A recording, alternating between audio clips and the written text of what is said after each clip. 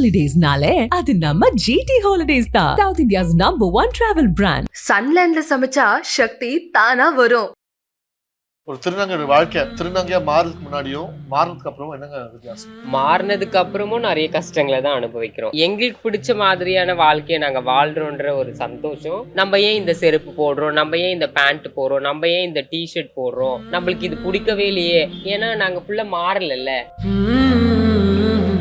இந்த பொண்ணு அழகா இருக்கேடா மச்சான், அங்க பாடுறா எவ்வளவு ஃபேரா இருக்கு, பாடுறா அது பாடுறா எப்படி இருக்கு பளிச்சுன்னு அப்படின்னு பாக்குற பசங்களும் இருக்காங்க. அது ஒரு மாதிரியா இருக்கு என்னன்னு பாரு அப்படின்னு. ஆனா எல்லாரோட போக்கஸும் எங்க மேல இருக்கும். இப்போ LGBT கம்யூனிட்டி பாத்தீங்கன்னா ஜின்னு பாத்தீங்கன்னா கேன் வாங்க கே கம்யூனிட்டி பத்தி பேச மாட்டாங்க. அவங்க படுற கஷ்டங்கள் பத்தி. இந்த செக்ஷுவாலிட்டி வந்து பாத்தீங்க அப்படின்னு சொன்னா அந்த செக்ஸ் வரும்போது பாத்தீங்கன்னா ஒரு அருவருக்கத்தக்கதான் நினைக்கிறாங்க. கிரைசஸ் சம்மந்தமாக போகிறேன் அப்படின்னு சொன்னால் டிரான்ஸ் உமனோ இல்லை நானும் போய் உட்காந்து பேசும் ஒரே விஷயத்த தான் பேசுவோம். அவங்க சொல்கிறத தான் கேட்பாங்களே தவிர இப்போ நான் சொல்கிறேன் அப்படின்னு சொன்னாக்கா அந்த அளவுக்கு ரெஸ்பான்ஸ் பண்ண மாட்டேன். ஃபேமிலியில் பேச முடியாது. ஃபேமிலியில் இத்தனை வருஷமாக நான் இருந்த இடத்துக்கு என்னால் போக முடியல. டிரான்ஸ்ஜெண்டர் வேற கேன்றது வேறன்றது அவங்க வந்து புரிஞ்சுக்கல. செக்ஸ் ஒர்க் சொல்லுவாங்க. திருநங்கைனா செக்ஸ் ஒர்க்னு சொல்றாங்க உடனே அடிச்சாங்க. ஆனா அதை மாறி இப்போ பாத்தீங்கன்னா நிறைய அச்சீவர்ஸ் இருக்காங்க. இன்ஜினியரிங் வரைக்குமே பாத்தீங்கன்னா ஒரு பையனை தான் படித்தேன் ஆக்சுவலாக. ஸோ அப்போ படிக்கும் பொழுது ஒரு என்னுடைய பாலினத்தை வெளி சொல்ல முடியாம ரொம்ப கஷ்டப்பட்டேன் அந்த டைம்ல. பரதநாட்டியம்ன்றது என்னுடைய பேஷன். ஒரு இன்ஜினியரிங் முடிச்சுட்டு ஒரு கார்பரேட் கம்பெனியில் ஒர்க் பண்ணேன். அதுக்கப்புறம் கிளாசிக் டான்ஸில் இன்ட்ரெஸ்ட் அப்படின்றதால முறையாக குரு பொன்னி அப்படின்றவங்க கிட்ட நான் பரதத்தை கற்றுக்கிட்டேன். நம்ம வீட்டில் வந்து இந்த மாதிரி ஒரு அடையாளத்தோட ஒரு குழந்தையோ ஒரு பையனோ ஒரு பொண்ணோ இருக்கக்கூடாது அப்படின்றத யோசிக்கிறாங்க. அதை வந்து அவங்க அவமானமாக நினைக்கிறாங்க. பொண்ணுக்கு பொண்ணு மேலேயும் பையனுக்கு பையன் மேலேயும் அந்த அட்ராக்ஷன் வருது அப்படின்னு சொன்னால் அதை அசிங்கமாக நினைக்கிறாங்க. அது வந்து கலாச்சார சீரழிவு. ஒருவேளை திருமணம் பண்ணியிருந்தாங்கன்னு வச்சுக்கோங்களேன், அது இரட்டிப்பு கஷ்டம் மக்கள். அதனால அவங்க வாழ்நாள் முழுக்க நடிக்கிற சூழ்நிலை. இன்னொன்று வந்து பார்த்தீங்க அப்படின்னு சொன்னால் பலி. ஜமாத் என்னன்னு சொல்லுவீங்க? ஜமாத்ன்றது வந்து ஒரு அம்பரில்லா தான். நான் வீட்டை விட்டு வெளில வந்ததுக்கு அப்புறம் நான் வேற எங்குமே போக முடியாத ஒரு சுச்சுவேஷன்ல எனக்கு அடக்கலம் கொடுத்தது என் தாய், திருநங்கை தாயா தான் இருக்கும். அப்போ அவங்க என்ன அடாப்ட் பண்ணிட்டு மகளா தத்து எடுத்துட்டு என்ன வளர்க்குறாங்க. ஸோ எனக்கு அந்த இடத்துல ரோல்ஸ் அண்ட் ரெஸ்பான்சிபிலிட்டிஸ் அதிகமாகுது செய்யணும். அதே மாதிரி நான் கொஞ்சம் ஒரு எல்டராக வரும்போது எனக்கு கீழே எனக்கு மகளா வருவாங்க. இப்போ வந்து ஜமாத் சிஸ்டம் வந்து எதுக்கு வெறும் இந்தியாவில், ஏன் ஃபாரின் கண்ட்ரிஸ் ஏன் ஃபாலோ பண்ண மாட்டாங்க? காட்ட நேயர்களே வணக்கம், நான் தான் உங்க கருண் ராமன். இதுதான் முள்ளும் மலரும். இன்னைக்கு எபிசோட்ல பாத்தீங்கன்னா நம்ம வந்து என்னோட ஃபேவரட் பிளேஸ், ஒரு செகண்ட் ஹோம்னு சொல்லலாம், சகோதரன் சொல்லி ஒரு என்ஜிஓ. நீ நிறைய பார்த்துருப்பீங்க. சகோதரன் என்ஜிஓ வந்து நிறைய விழாலையும் நிறைய இந்த கூவகம் ஃபெஸ்டிவல் நிறைய இடத்துல கலந்துருக்காங்க. இன்னைக்கு என்னன்னா அவங்களோட ஒரு நாள் ஸ்பெண்ட் பண்ணி அவங்களோட லஞ்ச் சாப்பிட்டு அவங்களோட உள்ள இருக்கிற அந்த ஹோம் டூர், அவங்க எப்படி வாழ்றாங்க இங்க அவங்க ஆஃபீஸ் ஏரியால, அதுக்கப்புறம் எப்படி சாப்பிட்றாங்க, மீட்டிங்ஸ் எப்படி நடக்குது, ஜமாத் பத்தி நிறைய ஒரு ஸ்பெஷலான விஷயத்தை பத்தி நம்ம பார்க்க போறோம் எபிசோட்ல. வாங்க மேல போலாம். குட் எல்லாமே இவங்க தான் ஜெயாமா. அவங்க she has runs the entire thing for சகோதரன். நான் ஃபர்ஸ்ட் என்ன சொன்னேன்னா, நம்ம ஃபேமிலியில மீட் பண்ணி சாப்பிட்றதுக்கு முன்னாடி அவங்க இடத்த ஒரு வாட்டி பார்த்துடலாம். நிறைய பேருக்கு வந்து இந்த இடத்த பத்தி ரொம்ப கேள்வி கேட்குறாங்க. அவங்க ஆர்ட் பத்தி எங்க பண்றீங்க, எங்க ஆஃபீஸ் இருக்கு, எல்லாமே காமிக்கலாமா? ஓகே, ஃபர்ஸ்ட் சொல்லணும்னா இந்த போட்டோ சுனில் மேனன் வந்து என்னோட சீனியர். அவர் வந்து is a fashion choreographer and founder and director of சகோதரன் என்ஜிஓ. அதுக்கப்புறம் வாங்க என்ன போறீங்க? 1992லயே ஸ்டார்ட் பண்ணியாச்சு சகோதரன். how many years இப்போ? ரொம்ப வருஷம், 30 வருஷத்துக்கு மேல ஆகுது. இதெல்லாம் நம்ம வாங்கின அவார்ட்ஸ் அண்ட் ரிவார்ட்ஸ். இப்போ வந்து இங்க நம்ம ஆஃபீஸ்க்குள்ள வந்தாக்கா இங்க ஸ்டார்ட் பண்ணி போட்டோஸ் எல்லாமே பார்த்தோம்னா நம்மளுடைய ஆக்டிவிட்டீஸ் வந்து சொல்லாமே செல்ஃப் எக்ஸ்பிளனேட்டரியாவே புரியும். அந்தந்த தலைப்புகளை பார்த்தாலுமே என்னென்ன வேலைகள்லாம் பண்றோம் அப்படின்றது அப்படியே ஃபுல்லா அது வரைக்கும் ஆனுவல் டே செலிப்ரேஷன் வரைக்கும் நம்ம வந்து தெரிஞ்சுக்க முடியும். இது government, state government, central government and other multinational organisations. ஆமா, அதெல்லாம் அவார்ட்ஸ் அண்ட் ரிவார்ட்ஸ் எல்லாமே இருக்கு. இங்க நிறைய பேர் வராங்க, எல்லாருமே இருக்காங்க.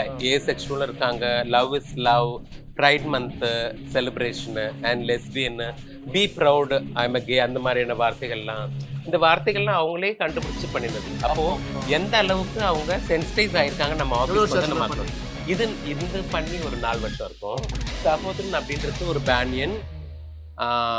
அதுல நம்மளுக்கு சிஸ்டர் கன்சர்ன்ஸ் இருக்கு. இப்போ வந்து ஸ்நேகிதி இருக்கு, அந்த பக்கம் தோழி இருக்கு. தோழி வந்து exclusive working for trans women community in southern and central part of Chennai. This is our logo. அது யார் வேணாலும். இந்த லோகோட அர்த்தம் என்னன்னா, ஒரு ஆணை பறந்து அதுக்கப்புறம் அவங்களுடைய தன்மை வந்து பிழந்து போகுது. அவங்களா தன்னை மாத்திக்கிறாங்க. அது என்னவா வேணா அவங்க தன்னை மாத்திக்க முடியும். ரூல்ஸ் வந்து சுனில் வந்து ரொம்ப ஸ்ட்ரிக்ட், ரொம்ப கத்தி அமக்கலம் பண்ணக்கூடாது, கொல்லக்கூடாது அப்படின்னுட்டு.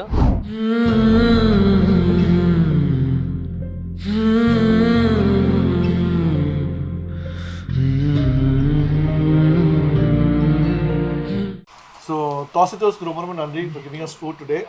கவர்மெண்ட் வந்து நம்மளை எப்படி சப்போர்ட் பண்ணிருக்காங்கம்மா? கவர்மெண்ட் பார்த்தீங்கன்னா இந்தியாவிலேயே நம்மளுடைய தமிழ்நாடு தான் பெட்டர். 2000க்கு மேலே கவர்மெண்டோடைய பார்வை வந்துட்டு நம்ம மக்கள் மேலே ரொம்பவே அதிகமாக இருக்கு. குறிப்பாக திருநங்கைகள் மேலே இப்போ இருக்கக்கூடிய திராவிட முன்னேற்ற கழகத்தினுடைய அரசு தான் ஆரம்பத்தில் திருநங்கைங்கிற ஒரு பேரே கொடுத்துச்சு.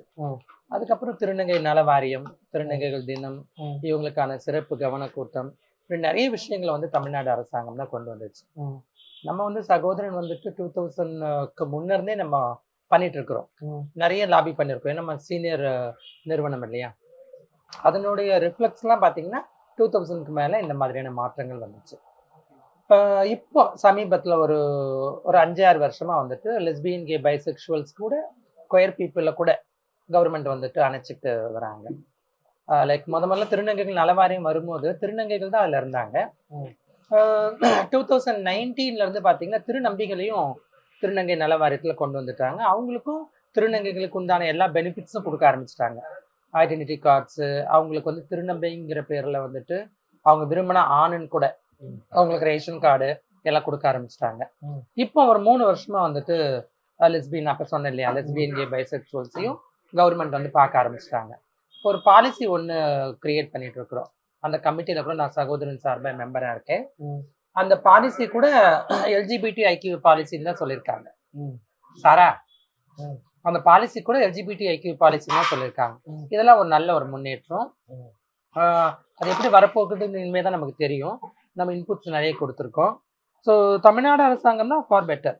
நிறைய வேலை வாய்ப்பு கொடுக்கறதா இருக்கட்டும், திருநங்கைகளுக்கு வந்துட்டு முன்னுரிமை கொடுக்கறதா இருக்கட்டும், எந்த ஒரு விஷயத்துலையும் டிரான்ஸ் பீப்புள் அவங்க தனியாகவும் பெண்களை தனியாகவும் பார்க்கறது இல்லை. பிகாஸ் இப்போ பார்த்தீங்கன்னா அந்த இலவச பஸ் பயணம் கொடுத்தாங்கல்ல, அது மகளிருக்கு சொல்லும் போது திருநங்கைகளும் இலவசமா பயணம் பண்ணலாம்னு சொல்லியிருந்தாங்க. சேவது குழு வந்து மகளிருக்கு தான். அதுல வந்துட்டு 5 பேர் இருந்தாலே போதும். திருநங்கைகளுக்கும் ஒரு சேவது குழுவா கன்சிடர் பண்றோம்னு சொல்லிட்டு பெண்களை விட கொஞ்சம் அதிகமான முக்கியத்துவம் வந்துட்டு திருநங்கைகளுக்கு அந்த சுய உதவிக்குழுல கொடுக்குறாங்க. நிறைய விருதுகள், கலைமாமணி விருது கொடுத்துருக்காங்க, சிறந்த திருநங்கைன்னு சொல்லிட்டு வருஷத்துக்கு ஒரு திருநங்கை தேர்வு பண்ணி விருது கொடுக்குறாங்க. இந்த மாதிரி நிறைய விஷயங்கள் வந்து கவர்மெண்ட், தமிழ்நாடு கவர்மெண்ட். நான் தான் கருண் ராமன், இதுதான் முள்ளும் மலரும். என் கூட பார்த்தீங்கன்னா சகோதரிகள் வந்திருக்காங்க. சகோதரன்ல முக்கியமான பேசுகிற விஷயம் பார்த்தீங்கன்னா, ஒரு திருநங்கை வாழ்க்கை திருநங்கையா மாறுறதுக்கு முன்னாடியும் மாறுறதுக்கு அப்புறம் என்னங்க வித்தியாசம்? மாறுறதுக்கு முன்னாடி பார்த்தீங்கன்னா நிறைய கஷ்டங்கள் அனுபவிக்கிறோம். நாங்கள் மாறினதுக்கு அப்புறமும் நிறைய கஷ்டங்களை தான் அனுபவிக்கிறோம். பட் ஆனால் லிட்டில் பிட் ஒரு இடத்துல எங்களுக்கு சந்தோஷமான வாழ்க்கை. ஏன் அப்படின்னா, நாங்கள் வந்து எங்களுக்கு பிடிச்ச மாதிரியான வாழ்க்கையை நாங்கள் வாழ்கிறோன்ற ஒரு சந்தோஷம். அதுக்கப்புறம் பார்த்தீங்கன்னா, தினந்தோறும் நாங்கள் போகிற இடங்கள், வர இடங்கள், எங்களுக்கு சந்தோஷமான நிறைய இடங்கள் இருந்தாலும் கூட சின்ன சின்ன இடத்துல நிறைய கஷ்டங்கள் இருக்கும். அதை ஸ்ட்ரகிள் பண்ணி எங்களோட லைஃப்பை நாங்கள் ரன் பண்ணிட்டு இருப்போம்.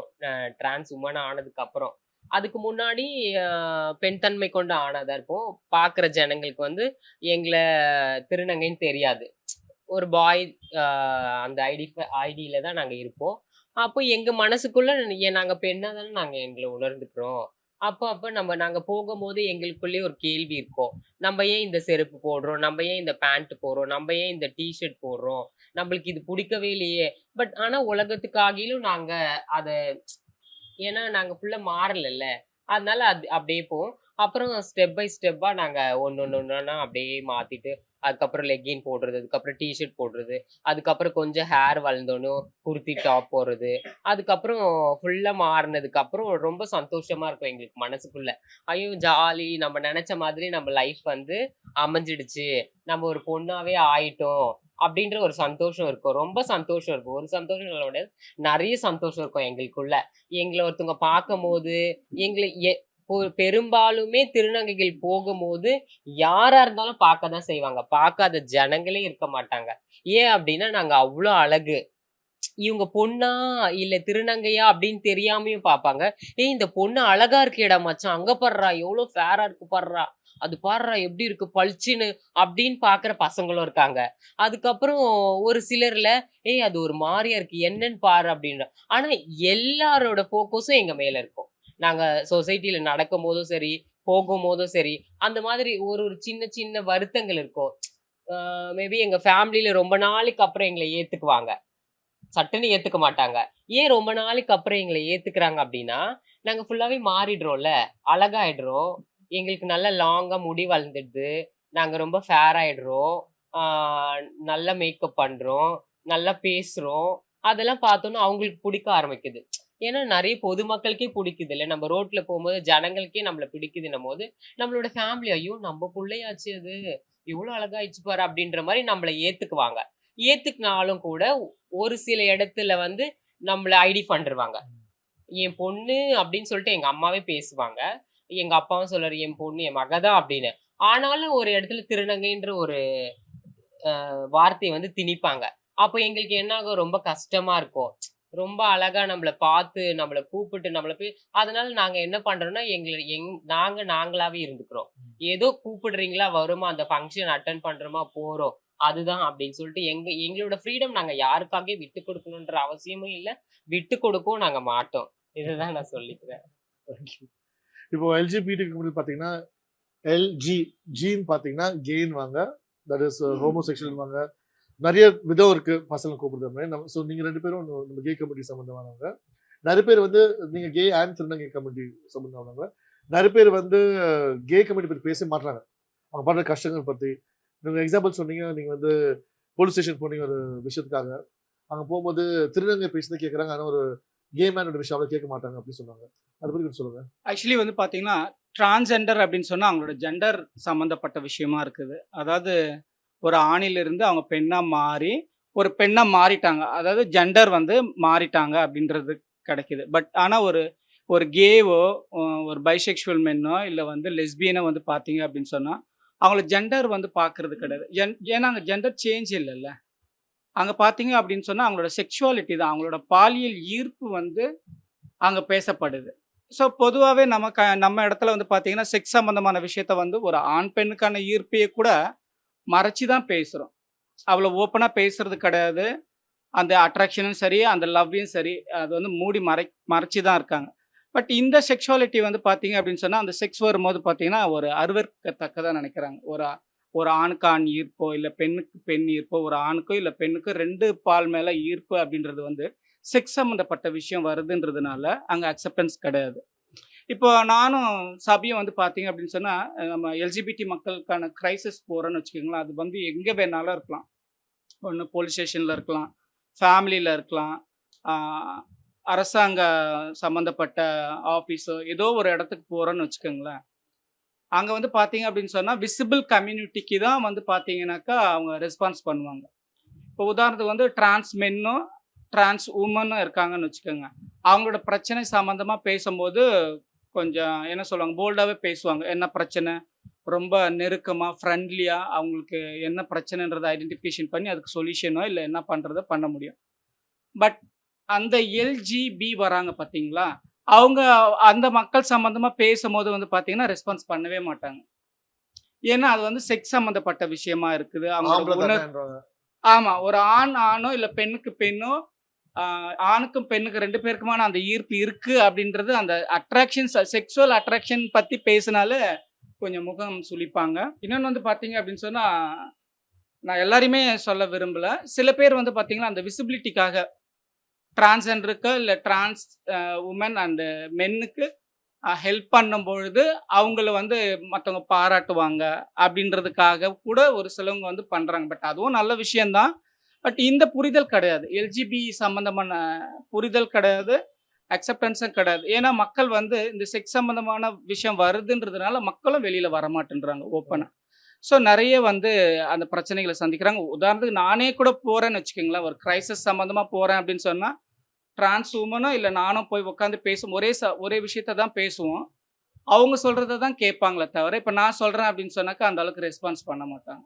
ஸோ அந்த விசிபிள் கம்யூனிட்டிக்கு தான் நல்ல சப்போர்ட் கிடைக்குது. ஓப்பனாக உங்கள் வாழ்க்கையை வாழ்ந்துட்டு இருக்கீங்க. இந்த மாதிரி நீங்கள் ஓப்பனாக வாழ்க்கை வாழ்ந்துட்டு இருக்கீங்க. நீங்கள் வந்து பப்ளிக்காக நீங்கள் வந்து கேன்னு சொல்லிட்டு வாழ்ந்துட்டு இருக்கீங்க. உங்கள் வாழ்க்கை வந்து அதுக்கு முன்னாடி எப்படி இருந்துச்சு? இப்போ வந்து ஃபேமிலிக்கு தெரியுமா? நீங்கள் வந்து கம்ஃபர்டபுளாக இருக்கீங்களா? எப்படி? ஆக்சுவலி இப்போ ஃபேமிலிக்கு தெரியும். ஃபேமிலிக்கு தெரிஞ்சதுக்கப்புறம் நிறைய ப்ராப்ளம் நான் ஃபேஸ் பண்ணி இப்போ ஒரு 1 இயர் 1.5 இயர்ஸ்க்கு அப்புறம் இப்போ ஃபேமிலிலையும் ஓகே சொல்லிட்டாங்க. ஓகே சொல்லி இப்போ தான் ரீசெண்டாக தான் நான் ஃபேமிலிக்கு போகிறது, வீட்டுக்கு போயிட்டு வீட்டிலேருந்து வரேன். ஸோ அதுக்கு முன்னாடி அந்த 1.5 இயர்ஸ் வந்து ரொம்ப கஷ்டப்பட்டேன். ஃபேமிலியில் பேச முடியாது. ஃபேமிலியில் இத்தனை வருஷமாக நான் இருந்த இடத்துக்கு என்னால் போக முடியல. அவங்களே ஒரு மாதிரி என்னை பார்க்க ஆரம்பிச்சிட்டாங்க. என்ன நீ இப்படி இருக்க, நீயும் இப்படி ஆயிட்டியா, அந்த ஒரு மைண்ட் செட்க்கு அவங்க வந்துட்டாங்க. ஆக்சுவலி எங்கள் வீட்டை பொறுத்த வரைக்கும் என்னாச்சுன்னா, டிரான்ஜெண்டர் வேற கேன்றது வேறன்றது அவங்க வந்து புரிஞ்சுக்கல. மொத்தம் ஓவராலாக இவங்க மொத்தம் ஒன்று தான், எல்லாரும் இப்படி தான்ன்ற மாதிரி அவங்க ஏற்றுக்கிட்டு அப்படிதான் நினச்சிட்டு அவங்க சொன்னாங்க. ஆனால் அப்புறமா நான் கொஞ்சம் கொஞ்சமாக பேசி 2-3 பேர்கிட்டலாம் சொல்லி நிறைய பேசி அப்புறமா தான் வீட்லேயே ஒத்துக்குனாங்க. இப்போ தான் ரீசெண்டாக தான் வீட்டுக்கு போயிட்டு வந்துட்டுருக்கேன். ஸோ இப்போ நான் ஹாப்பியாக இருக்கேன். ஏன்னா யாருக்காகவும் நான் என்னை மறைச்சிக்க வேண்டாம். நான் வெளிப்படையாக நான் ஹாப்பியாக எனக்கு பிடிச்ச மாதிரி நான் இருக்கேன் இப்போ ஃபேமிலியில். ஸோ இப்போ நான் ஹாப்பியாக இருக்கேன். இப்போது நம்ம திருநங்கை கமிட்டியில் நிறைய விஷயம் பார்த்தீங்கன்னா செக்ஸ் ஒர்க்னு சொல்லுவாங்க. ஒரு திருநங்கைன்னா செக்ஸ் ஒர்க்னு சொல்கிறாங்க உடனே எடுத்தோன்னே. ஆனால் அதை மாறி இப்போ பார்த்தீங்கன்னா நிறைய அச்சீவர்ஸ் இருக்காங்க. போலீஸ் துறையிலையும் டிரைவராக இருக்கட்டும், ஷெஃபாக இருக்கட்டும், அரசியல், நிறைய பேர் வந்து நிறைய விஷயத்த மாற்றி அந்த முன்னோக்கத்தை மாற்றிட்டாங்க. இந்த மாதிரி அது இல்லை, எல்லாருக்கும் ஒரு வாழ்க்கை இருக்குது, கரெக்டாக வாழலாம்னு சொல்லிட்டு நிறைய பேர் வாழ்க்கை மாறிட்டு இருக்காங்க. நீங்களும் இப்போ படிச்சுட்டு இருக்கீங்க. இப்போ உங்கள் வாழ்க்கை பற்றி சொல்லுங்கள். Hi, I am Monica. I am studying Loyola College from BSc Biotechnology. ஒரு டிரான்ஸ்போர்ட்டோட ஸ்டடீஸ் தான் உங்களுக்கு எல்லாமே ஒரு இம்பார்ட்டன்ட். அதே மாதிரி அந்த படித்த வேலைக்கு அவங்க வந்து முயற்சி பண்ணி போகணும். அதுதான் அவங்களோட மெயின் ஒரு அச்சீவ் கோலாக இருக்கணும் அவங்களுக்கு. நாங்கள் நிறைய பேர் வந்து லயலா காலேஜில் படிக்கிறோம்.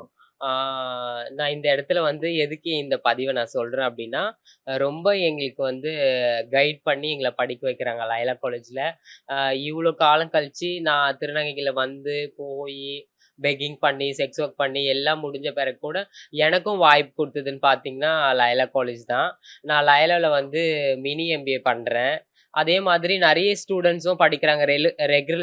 ரெகுலர் காலேஜும் நிறைய பேர் படிக்கிறாங்க. டிரான்ஸ் மென் ஆகட்டும், டிரான்ஸ் உமன் ஆகட்டும், 2 பேருமே அந்த காலேஜில் படிக்கிறாங்க. எங்களுக்கு ஒரு நல்ல படிப்பு, அதுக்கப்புறம் நல்ல ஒரு ஆக்டிவிட்டி எல்லாமே வந்து பண்ணி கொடுக்குறது அப்படின்னா லயலா காலேஜ் மட்டும்தான் நான் சொல்லுவேன். எங்கள் மக்கள் நிறைய பேர் படிச்சுட்டு இருக்காங்க, நிறைய பேரும் வேலைக்கு போகிறாங்க. பெண்கள் எப்படி நிறைய பேர் வந்து வேலைக்கு போகிறாங்க, நிறைய பேர் தப்பு பண்ணுறாங்க, நிறைய பேர் வந்து பொய் சொல்கிறாங்க, நிறைய பேர் மாட்டிக்கிறாங்க அப்படின்ற மாதிரி இப்போ திருநங்கைகளும் அதே மாதிரி ஆயிடுச்சு. ஆண் பெண் திருநங்கை இப்போ 3 ஜெண்டர் ஆயிடுச்சு. ஆண் பெண் என்னென்னலாம் பண்றாங்களோ அதே மாதிரி திருநங்கைகளும் என்னென்ன அதெல்லாம் பண்றாங்க. அதை வந்து சமமா ஆக்கணும்னு தான் நாங்க வந்து ஆசைப்படுறோம். ஆண் பெண் எப்படி வந்து நீங்க ஆஸ் யூஸ்வலா அவங்க தப்பு பண்ணாலும் ஒரு இதுவா விட்டுறீங்களோ, அதே மாதிரி திருநங்கைகள் தப்பு பண்ணாலும் அந்த மாதிரி இருக்கும். திருநங்கைகள் வந்து படிச்சாலும் அதை வந்து ஒரு பதிவா வந்து நியூஸ்ல கொண்டு வரணும். அவங்க ஏதாவது ஒரு போஸ்டிங்ல பண்ணாலும் நியூஸ்ல. இப்போ ஒரு பொண்ணு வந்து ஒரு ஸ்போர்ட்ஸ்ல வந்து ரொம்ப வெற்றி பெற்றா, ஒரு கப்பு வாங்கிட்டா அப்படின்னா உடனே வந்து பிளாஸ் நியூஸ்ல வருது. எல்லா நியூஸ்லயுமே இந்த மாதிரி வந்து இந்த பொண்ணு கப்பு வாங்கிட்டா, இந்த இந்த இந்த ஸ்கூல்ல சேர்ந்த பொண்ணு, இந்த இடத்த சேர்ந்த பொண்ணு அப்படின்னு. அதே மாதிரி ஒரு திருநங்கையும் படிச்சுட்டாங்க, ஒரு திருநங்கையும் வந்து அச்சீவ் பண்ணிட்டாங்கன்னா அந்த மாதிரியும் வரணுன்றதுதான் எங்களுடைய ஆசை. எங்க மக்கள் எல்லாருமே படிச்சுட்டு இருக்காங்க, எல்லா துறையிலையும் சாதிச்சுட்டு இருக்காங்க தான். நீங்க வந்து ஒரு கிளாசிக்கல் டான்ஸரு. இப்போ நிறைய பேர் டான்ஸ் பண்றது இல்ல, உங்களை பத்தி கொஞ்சம் சொல்லுங்க. நீங்க எல்லாருக்கும் நமஸ்காரம். என்னுடைய பேர் வனிதா ஸ்ரீ. நான் இங்கே சென்னை பெரம்பூரில் இருக்கிறேன். நான் பார்த்தீங்கன்னா எம்ஏ பரதநாட்டியத்தில் எம்ஏ முடிச்சிருக்கேன். இப்போது 2023 தான் பட்டமளிப்பு விழா நடந்தது.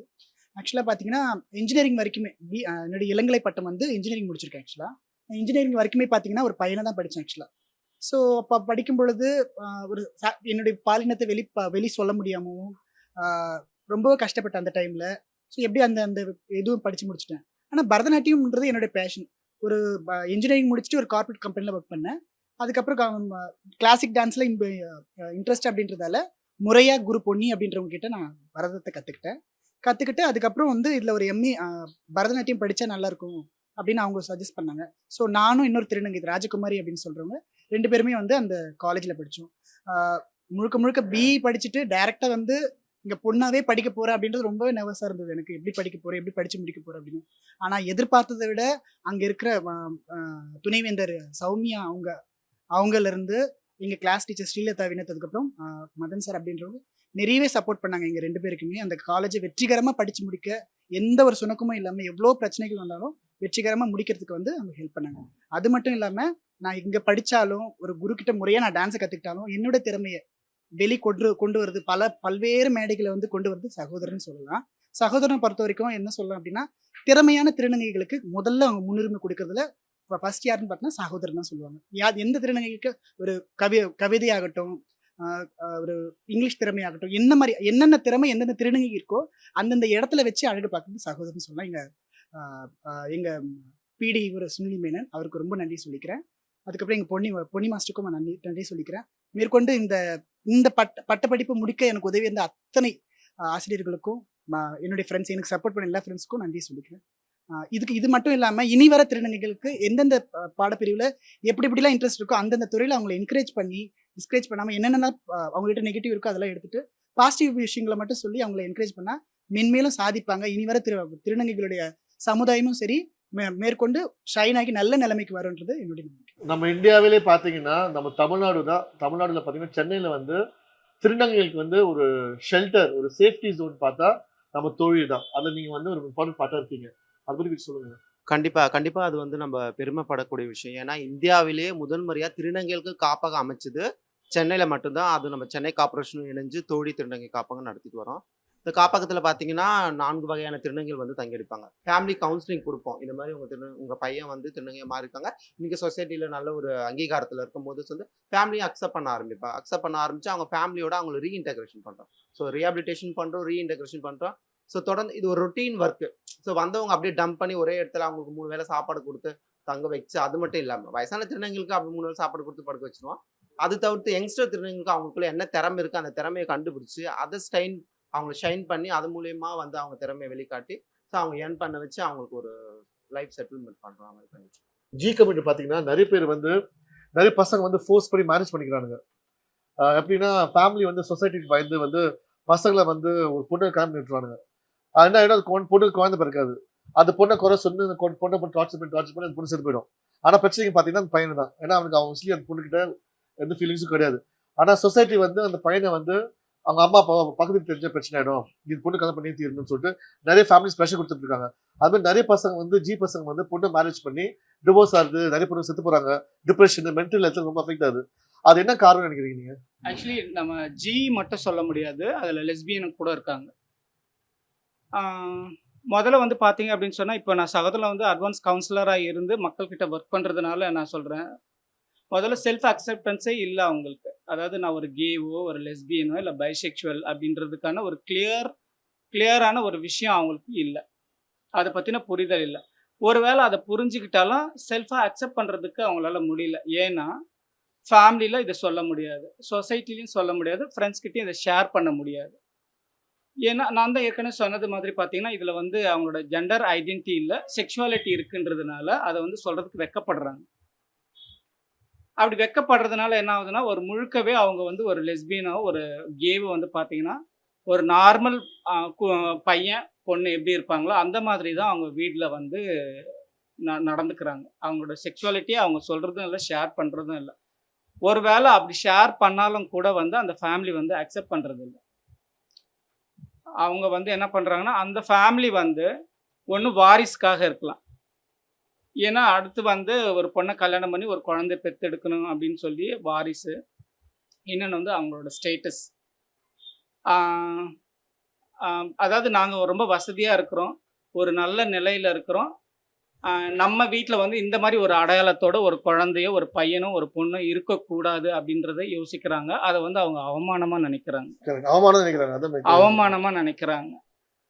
ஒரு வேளை அந்த ஃபேமிலிக்கு அவங்க தெரிஞ்சாலும் கூட அவங்களோட ஃபினான்ஷியல் ஸ்டேட்டஸோ இல்லை படிப்பையோ வச்சு ஒரு பொண்ணையோ இல்லை ஒரு பையனையோ திருமணம் பண்ணுறாங்க.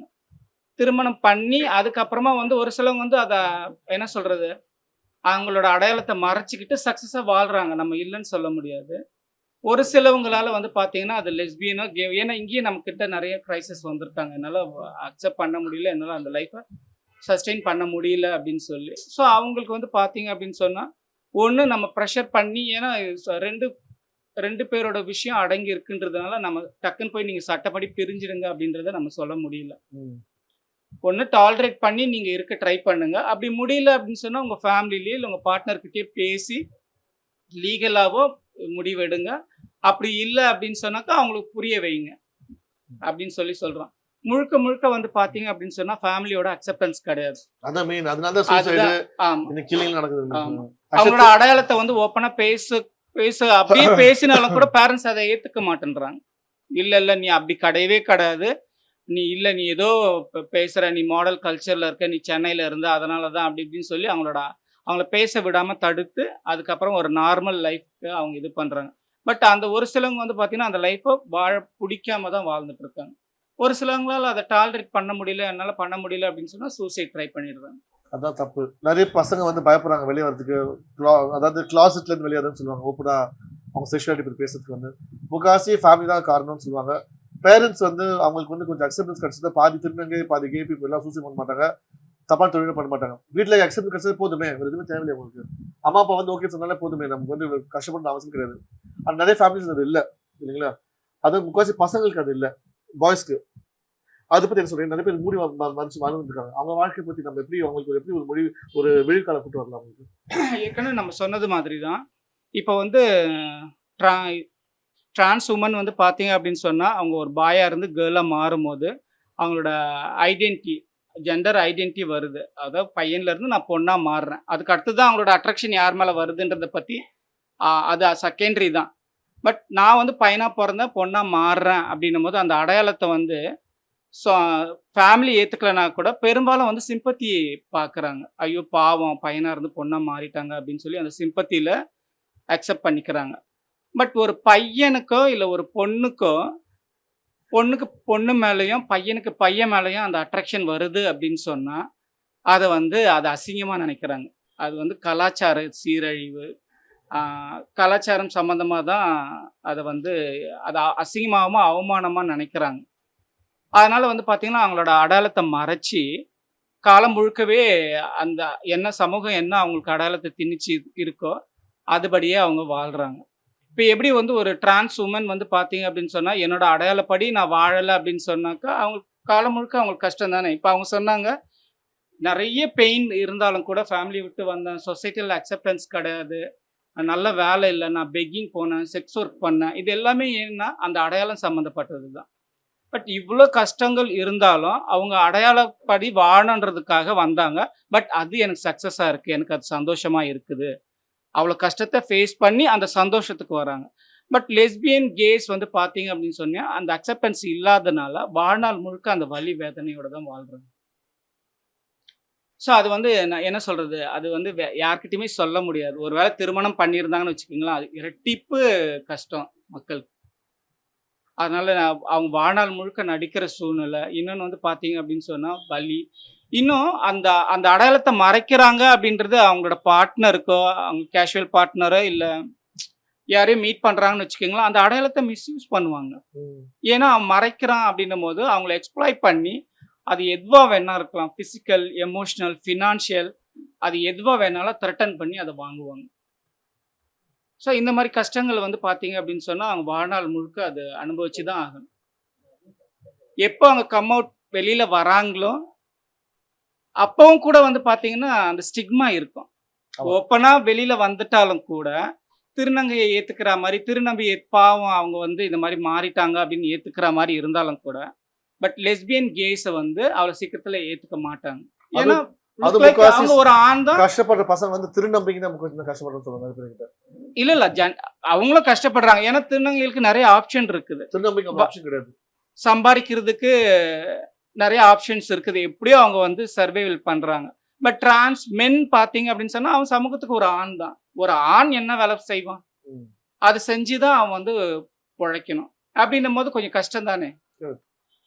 மற்றபடி அடையாளப்படி பார்த்தீங்க அப்படின்னு சொன்னா அவங்களும் வெளியில வந்து அவங்களுக்கான வாழ்க்கையை வாழ்றாங்க. பட் இதுல வந்து செக்ஷுவாலிட்டி இருக்குன்றதுனால வந்து பார்த்தீங்க அப்படின்னு சொன்னா அவங்க வந்து வாழ்நாள் முழுக்க அதை நடிச்சுக்கிட்டு அந்த வலி வேதனையோட தான் வாழணும். எப்படி ஃபேமிலி ஏற்றுக்கிட்டாலும் கூட சொசைட்டியில் அக்செப்டன்ஸ் இல்லை. இப்போதான் சட்டம் வந்து சொல்லியிருக்கு. பட் இன்னும் மக்கள் வெளியில வந்தாதான் வந்து பார்த்தீங்கன்னா அந்த வலி வேதனை வந்து மறையும். ஸோ இவங்க பற்றி நான் முக்கியமாக சொல்லணும். சுதாமா வந்து கார்ஜியஸ் கேர்ள், ரொம்ப அழகானவங்க. கார்கின் படத்தில் நடிச்சிருக்காங்க. நிறைய வந்து இப்போ வந்து சினிமாவில் வந்து இறங்கலான்னு பிளான் பண்ணியிருக்காங்க. இருந்தாலும் ஷி இஸ் சூசிங் ஸ்கிரிப்ட் இல்லைங்களா?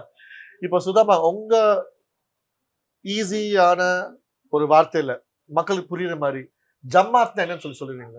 ஜமாத்ன்றது அது ஒரு முஸ்லீம் வேர்டு. அது எங்களோட முன்னோர்கள், அதாவது அந்த காலத்துல நிறைய முஸ்லிம்ஸோட நெருங்கி இருந்ததுனால அந்த வேர்டு அங்க வந்திருக்கு. ஜமாத்ன்றது வந்து ஒரு அம்பரில்லா தான், ஒரு ஃபேமிலியை தான் ஜமாத்து சொல்றாங்க. அந்த ஃபேமிலியில எப்படி ஒரு நான் கம்யூனிட்டிக்கு அம்மா, அம்மம்மா, அப்பா பெத்தவங்க அந்த மாதிரி எப்படி இருப்பாங்களோ அந்த மாதிரி தான் எங்களுக்கும் ஜமாத்துன்னு வரும்போது அம்மா இருப்பாங்க, அம்மாவுக்கு அம்மா இருப்பாங்க, அதுக்கும் அம்மா இருப்பாங்க, அதே மாதிரி மகள், பேத்தி அந்த மாதிரி இருப்பாங்க. இது ஒரு ரிலேஷன்ஷிப் வந்துட்டு ஸ்ட்ரென்தன் ஆக்குறது தான் ஜமாத்து. ஸோ எப்படி ஒரு ஃபேமிலியில அம்மா அப்பாவை பிள்ளைங்க தான் கவனிக்கணும், அப்போ அப்புறம் கிராண்ட் பேரண்ட்ஸு தாத்தா பாட்டி எப்படி பாசமாக பார்த்துக்கணுமோ அந்த ஒரு முறை தான் இங்கே ஜமாத்லேயும் வருது. இப்போ என்ன அடாப்ட் பண்ணிருக்கிற என் தாய் எனக்கு எப்படி என்னோட பெற்றோர்கள் எப்படியோ அதே மாதிரி தான் அந்த திருநங்கை தாயும் எனக்கு இருப்பாங்க. ஸோ அவங்க என்னோட நல்லது கெட்டது ஆரம்ப நிலையில எனக்கு பார்த்துருப்பாங்க. அதாவது நான் வீட்டை விட்டு வெளில வந்ததுக்கப்புறம் நான் வேற எங்குமே போக முடியாத ஒரு சுச்சுவேஷன்ல எனக்கு அடக்கலம் கொடுத்தது என் தாய், திருநங்கை தாயாக தான் இருக்கும். அப்போ அவங்க என்ன அடாப்ட் பண்ணிட்டு மகளை தத்து எடுத்துட்டு என்ன வளர்க்குறாங்க. ஸோ எனக்கு அந்த இடத்துல ரோல்ஸ் அண்ட் ரெஸ்பான்சிபிலிட்டிஸ் அதிகமாகுது. என்ன ஒரு தாயை அடாப்ட் பண்ணியிருக்கா, அப்போ அந்த தாய்க்கும் நான் ஒரு மகளை என்னென்ன கடமைகள் செய்யணுமோ அத்தனை கடமைகளும் செய்யணும். அதே மாதிரி நான் கொஞ்சம் ஒரு எல்டரா வரும்போது எனக்கு கீழே எனக்கு மகளா வருவாங்க. என் மகள் கொஞ்சம் எல்டர் ஆகும்போது அவங்களுக்கு மகள், அந்த மாதிரி ஒரு செயின் லிங்கா ரிலேஷன்ஷிப் உருவாயிருக்கும். இது டோட்டலா ஒரு எல்டர்ஸ் இருப்பாங்க, இதுல மூத்த திருநங்கைகள் இது எல்லாமே கண்காணிச்சுன்னு இருப்பாங்க. ஸோ இது எல்லாமே ஒரு அம்பரில்லாக்குள்ள கொண்டு வர்றதுதான் ஒரு ஜமாத்துன்னு சொல்றாங்க. இப்போ நாயக்குனா யாருங்க? நாயக்கு அப்படின்றது வந்துட்டு திருநங்கை தலைவிங்களை தான் நாயக்குன்னு சொல்றாங்க. ஒரு 200-300 திருநங்கைகள் ஒன்னா சேகரிச்சு எல்லாரையும் ஒரு நல்ல நிலைமைக்கு கொண்டு வந்து அவங்களுக்கான ரூல்ஸ் அண்ட் ரெஸ்பான்சிபிலிட்டி பிரித்து கொடுத்துட்டு அவங்கள எல்லாரையும் மெயின்டைன் பண்ணி ஒரு ஃபேமிலியை சஸ்டெயின் பண்ணிட்டு ஒரு நல்ல அறிமுகமான நபரா இருக்கக்குள்ள அவங்கள நாயக்கா தேர்ந்தெடுக்கிறாங்க. எப்படி நம்ம தலைவர்கள்லாம் உருவாகுறாங்க இந்த அரசியல்ல, அந்த மாதிரிதான் நாயக்கங்கள்ல சீனியாரிட்டி பார்ப்பாங்க, அவங்க கடந்து வந்த பாதையும் பார்ப்பாங்க, அப்புறம் அவங்க அடாப்ட் பண்ணிருக்கிற அந்த பீப்புள்ஸ் எல்லாம் அந்த திருநங்கைகள் எல்லாரையும் வச்சுதான் அந்த ஒரு பட்டத்தை அளிக்கிறாங்க நாயக். நடுவில் வந்து ஒரு பிரச்சனை நிறைய பேர் பேசினாங்க மீடியாவில். ஒரு திருநங்கை வந்து வயசுக்கு வர மாதிரி ஃபெஸ்டிவலில் வந்து நிறைய காசுல போடுவாங்க. அந்த காசு தூக்கி போடுறது பார்த்துட்டு நிறைய பேர் கோவப்பட்டாங்க. திருநங்கை கஷ்டப்படுறான்னு சொல்றாங்க, ஆனால் இவ்வளோ காசு தூக்கி போடுறாங்க, பிளெஸிங்காக தூக்கி போடுறாங்க காசு, இல்லைன்னா இன்னொரு தலைமை மேலே தூக்கி போடுறாங்க காசு, அதுக்கு காசுக்கு மரியாதை கொடுக்கல. திருநங்கை வந்து தெய்வத்துக்கு சமம், ஆனால் அவங்க வந்து காசுக்கு தூக்கி போடுறாங்க. அவ்வளோ நகை போட்டிருக்காங்க, கஷ்டப்படுறேன்னு சொல்றீங்களே, ஆனால் அவங்க வந்து ஒரு சாதாரண பொண்ணோட அவங்க நகை கட்டியிருக்காங்க, எதுக்கு காசு தூக்கி போடுறாங்கன்னு சொல்லிட்டு ஒரு பெரிய பிரச்சனை மாதிரி வந்துச்சு மீடியால. அதை பத்தி என்ன சொல்ல விரும்புறீங்க நீங்க? காசு தூக்கி போடுறது அது வந்துட்டு அது ஒரு கலாச்சாரமா தான் இருக்கு. அது திருநங்கைகளோட கலாச்சாரம் மட்டும் இல்ல, அது அதுக்கு முன்னாடி வடநாட்டுங்கள்ல நிறைய பேர் அந்த மாதிரி தான் பண்ணிருக்காங்க. அது நான் திருநங்கைகள் மட்டும் இல்ல, மற்ற கம்யூனிட்டி கிட்ட இருந்து தான் இங்க வந்திருக்கு. பட் ஆனா இங்க ஒரு என்னன்னா ஒரு பெரியவங்களுக்கு சின்னவங்க ஒரு மரியாதை நிமித்தமா வந்துட்டு அந்த காசு போடுற இது பண்றாங்க. அது மெயினா வந்துட்டு அது கௌரவப்படுத்துறதோட அது ஒரு திருஷ்டி கலைக்கிற மாதிரி தான் கொண்டு வராங்க. நகைங்க போடுறாங்க, அதெல்லாம் வந்துட்டு அவங்களோட உழைப்பு. யாருமே கண்மூடித்தனமா ஆமா கண்மூடித்தனமா யாரும் கொடுக்கறது இல்ல. அவங்களோட உழைப்புல அவங்க சம்பாதிச்சு போட்டுக்கிறாங்க அப்படின்னா எல்லாருக்கிட்டையும் அதே மாதிரி இருக்கா, எல்லாருக்கிட்டையும் அந்த மாதிரிதான் இருக்குதுன்னு இல்ல. ஆரம்பத்துல சொன்னதுதான், ஒரு ஆண்கள் பெண்களுக்குள்ள எப்படி ஒரு இது இருக்கோ ரெஸ்பான்ஸ் சொசைட்டி கிட்ட இருக்குதோ அதே மாதிரிதான் திருநங்கைகள்கிட்டயும் இருக்கு. அதான் அவங்களோட கலாச்சாரம். யாரும் ஜாஸ்தியாகி பணம் கொட்டுறதோ இல்ல திருடின்னு வந்து பணம் கொட்டுறதோ அந்த மாதிரிலாம் கிடையாது. எதுவுமே இல்லை. அவங்களோட கல்ச்சர் அது. இதுக்கு முன்னாடி முன்னோர்கள் அப்படி கொண்டு வந்திருக்காங்க. அது இப்போ அதுக்கு முன்னாடி எல்லாம் கூட தான் நடந்து இருந்தது. பட் இப்போ மீடியான்றது வந்துட்டு ஏதோ ஒரு மீடியால இந்த மாதிரி ஒரு எடுத்துட்டு போடுறதுனால அது மக்கள் உடனே வேற வேற ஆப்ல பார்த்துட்டு அது ஒரு பப்ளிஷ் பண்ணிருக்காங்க. பட் கிடையாது. எஸ், உண்மையாவே ஆமா அது வந்துட்டு அவங்களோட கலாச்சாரம் பண்றாங்க. அதுக்காக நீங்க கிளியரா சொல்றீங்க. உங்க மாதிரி சொன்னா எல்லாருக்கும் புரியும். இந்த மக்கள் வந்து ஒரு 100 விஷயத்த ஒரு 1000 விஷயம் ஆக்கிடுவாங்க. ஆனா பாத்தீங்கன்னா அது தப்பே இல்ல. அது எஸ், ஏன்னா ஆரம்ப நிலையில மக்கள் எல்லாரும் வந்துட்டு உணவா கூழ் தான் குடிச்சிருந்தாங்க. இன்னைக்கு கூழ் குடிக்கிறாங்களா அந்த மாதிரி. அதே மாதிரிதான் அப் அண்ட் டவுன்ஸ் எல்லாரும் இது எல்லா இடத்துலயும் இருக்கும். அந்த மாதிரி திருநங்கைகள்ல இது கலாச்சாரம் முதல்ல இருந்து இருக்கு. இப்ப பப்ளிஷ் பண்றாங்க. அது ஒரு வீடியோ கிடைச்ச உடனே மக்கள் அப்படி உடனே வியூவர்ஸ் அதிகமாக்குறதுக்கு அப்படியே ஜாஸ்தியா பண்ணி அது ஏதாவது ஒரு நோட்டடா பாயிண்டடா ஒரு வார்த்தை போட்டோடனே அதை அப்படியே ஹைலைட் ஆக்குறாங்க. பட் ஆனா இது இப்போ வந்தது இல்ல. வடநாட்டுங்களா ஆல்ரெடி நான் கம்யூனிட்டி மக்கள் பண்ணியிருந்தாங்க. அது மூத்த திருநங்கைகளும் பண்ணியிருந்தாங்க. இப்ப அது கொஞ்சம் தொடருது. அவ்வளவு. இப்ப வந்து ஜமாத் சிஸ்டம் வந்து எதுக்கு வெறும் இந்தியால, ஏன் ஃபாரின் கண்ட்ரிஸ் ஏன் ஃபாலோ பண்ண மாட்டாங்க? யார் சொன்னா? இந்தியால மட்டும் இல்ல, மலேசியால இருக்கு, சிங்கப்பூர்ல இருக்கு, பாகிஸ்தான்ல இருக்கு, எல்லா கண்ட்ரீஸ்லயும் இருக்கு. மோஸ்ட் ஏசியன் கண்ட்ரீஸ்ல ஏசியன் கண்ட்ரீஸ்ல இருக்கு. அதே மாதிரி கல்ச்சர்னும் போது நம்மளோட பண்பாடு தான் வந்துட்டு இப்போ ஒரு 10th படிக்கிற குழந்தைக்கும் ஒரு +1 +2 படிக்கிற குழந்தைக்கும் பேரண்ட்ஸோட இது கேட்பாங்க, டீச்சர்ஸ் ஆகட்டும் எல்லாரும். பட் ஆனா ஃபாரின்ல அந்த மாதிரி இருக்கா? அவங்க ஒரு 5வது படிக்கும் போது தான் என்ன முடிவு எடுக்கணும்ன்ற மாதிரி அதிகாரங்கள்லாம் அவங்களுக்கு இருக்கு. குழந்தைங்க பருவத்திலேயே அங்க கொடுத்துடுறாங்க. பட் ஆனா இந்தியால அந்த மாதிரி இது இல்லை. சுயமா இது. அதே மாதிரி டிவோர்ஸ் இதெல்லாம் பாத்தீங்கன்னா நம்ம இந்தியால கொஞ்சம் யோசிச்சு தான் முடிவெடுப்பாங்க. சாம்பிரதாயம் அதெல்லாம் பார்ப்பாங்க. அப்புறம் கல்யாணத்துக்கு முன்னாடி சில ஃபார்மாலிட்டிஸ், கல்யாணம் முடிச்சதுக்கு அப்புறம் ஃபார்மாலிட்டிஸ், அப்புறம் ஒரு விகாரத்தை ஆகுது அப்படின்னா அதுக்கு ஒரு நிறைய இதெல்லாம் இருக்கு. பட் ஃபாரின்ல அந்த மாதிரி நம்ம இதுல இருக்கிற மாதிரி இருக்கா? அந்த மாதிரிதான் ஜமாத்தும். இந்தியால அது ராஜாக்கள் காலத்துக்கு முன்னாடில இருந்தே திருநங்கையில இருந்திருக்காங்க. அப்போத்துல இருந்து இந்த ஜமாத் கொண்டு வந்திருக்காங்க ஒரு ஃபேமிலியா. அதாவது வந்துட்டு அந்த ஜமாத் இருக்கிறதுனால தான் இன்னைக்கு ஒரு பாதுகாப்பான முறையில திருநங்கைகள் இருக்க முடியுது. அந்த மாதிரி ஒரு சிஸ்டம் இல்லை அப்படின்னா நாலா பக்கம் திருநங்கைகள் செதுருவாங்க. எப்பவுமே நீங்க ஏதாவது திருநங்கைகள் கேட்கும்போது இங்க மைக்ரன்ஸ் தான் பார்க்க முடியும். ஒரு ஊர்ல இருந்து இன்னொரு ஊருக்கு மாறுற திருநங்கைகள் தான் இருந்திருக்கிறாங்க. அப்போ ஒரு நெட்வொர்க்கிங் ஒரு இது வேணும்னா இந்த ஜமாத்து தான் மெயினா இருந்திருக்கு. ஸோ இந்த ஜமாத்னாலதான் டெல்லியில இருக்கிற திருநங்கையும் எனக்கு அம்மாவா இருக்க முடியுது. இந்த சைடு கன்னியாகுமரியில இருக்கிற திருநங்கையும் எனக்கு சிஸ்டரா இருக்க முடியுது. இந்த ஜமாத்னாலதான் இன்னைக்கு இவ்வளோ ஒரு எஸ்டாப்ளிஷா ஆயிருக்கிறாங்கன்னா ஜமாத்து தான் மெயின் காரணம். தேங்க்யூ. தேங்க்யூ. ஹாலிடேஸ்னாலே அது நம்ம ஜிடி ஹாலிடேஸ் தான். South India's number 1 travel brand. சன்லேண்ட்ல சமைச்சா சக்தி தானா வரும்.